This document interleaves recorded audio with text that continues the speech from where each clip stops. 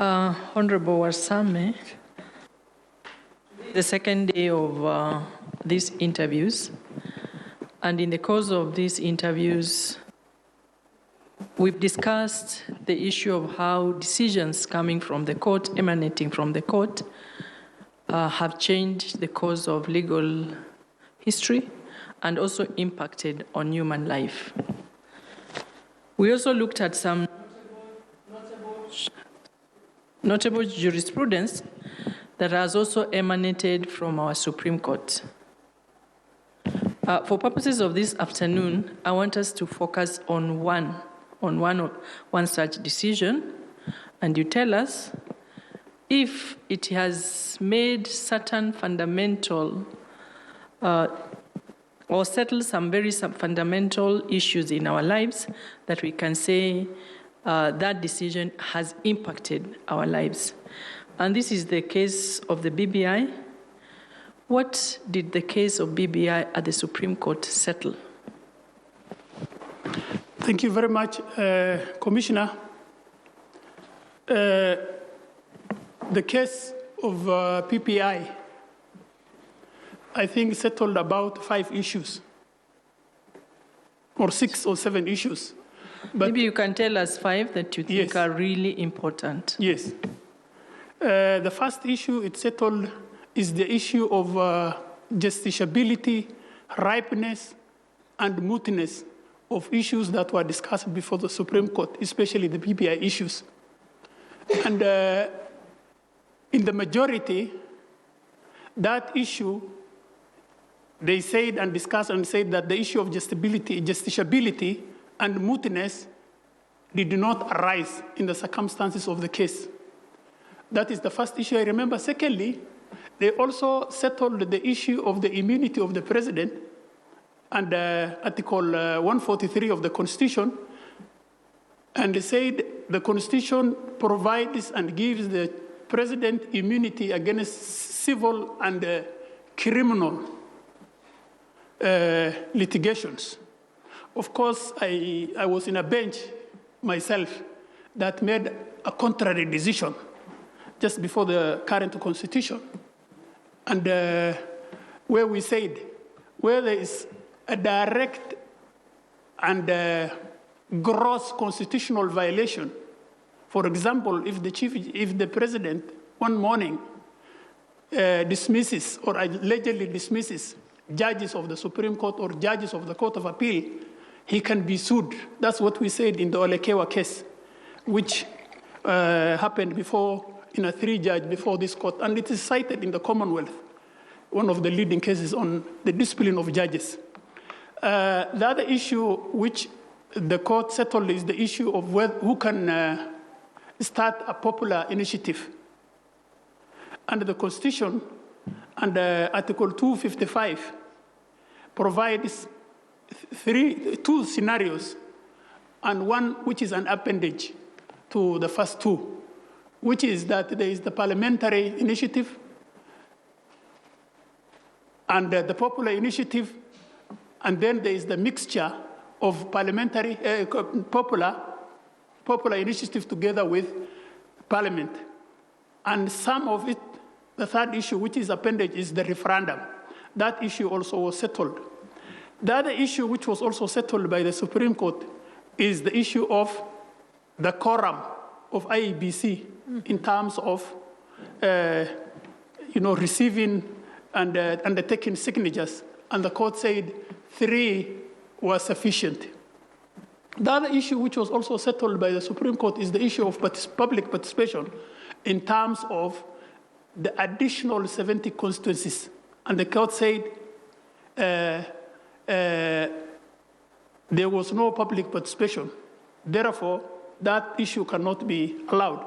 The other issue which was also settled by the Supreme Court is the issue of the basic structure. And they said basic structure does not apply because our Constitution is self-executing. There is no provision to say that our Constitution does not provide for instances of amendment. The question is rigidity and against flexibility. So that were the issues which were settled by the Supreme Court.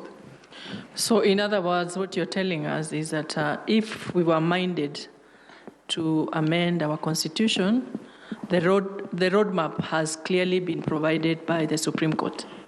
Yes. And we wouldn't have to falter again. Yes.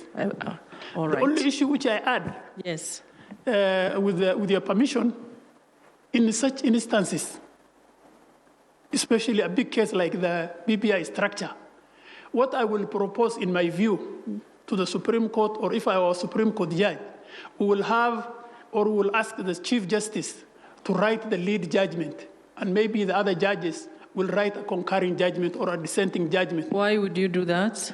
Because, you know, it is difficult, for example, to read what is the ratio discendi of the PPI in the Court of Appeal, because 5 judges wrote differently, and each one wrote almost more than 100 pages.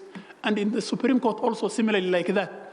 So in a very contentious matter like that, for public to understand, because the judgment is not meant only for the lawyers, it's also meant for the members of the public. We should have at least one majority decision, one lead judgment, and then the other judges can either concur or dissent, in my view, for purposes of consistency and for easy location of the ratio discendi of the case.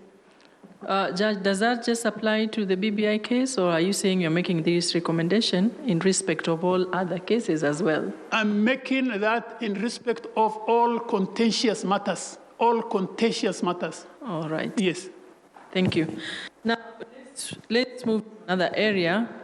Again, something that we may have alluded to this morning. The doctrine of necessity. When, if at all, did the Supreme Court invoke this doctrine of necessity? And I want to believe that you understand what that means. Yeah, thank you very much, Commissioner.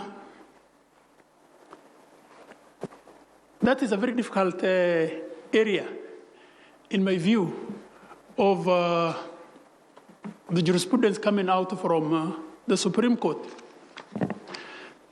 The jurisdiction on necessity, or the doctrine of necessity, is against the right to fair hearing or the right to recusal by judges. Those are 3 present and coexisting principles. The Supreme Court was called upon to decide on this matter in its early stages in the Rai matter. When it was called to disqualify itself, the court laid very elaborate guidelines in terms of when the court can and should apply the principle of necessity. And the court said, because of the constitutional responsibility of the court, and because of the number, and because of the issues involved, and the efficient administration of justice, the court will not easily disqualify itself or recuse from matters. Again, that is also the position that was taken in the matter of Cholet, where judges who have served or who are members of JSC were allegedly asked to disqualify themselves.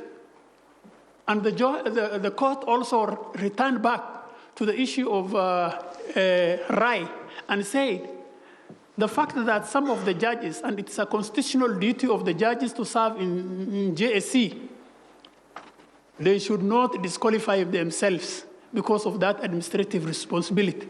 That is one line which the court has taken. Then there are 2 contrary decisions to Rai and Cholet. One is the issue of Dari, where the court departed from the issue of it set in Rai and Cholet, and now said because of the allegations of impropriety or bias, the principle of necessity will not apply. And then there's also another case, I can't remember, which also addressed the issue of necessity, and which also went, by the way, I think, I can't remember.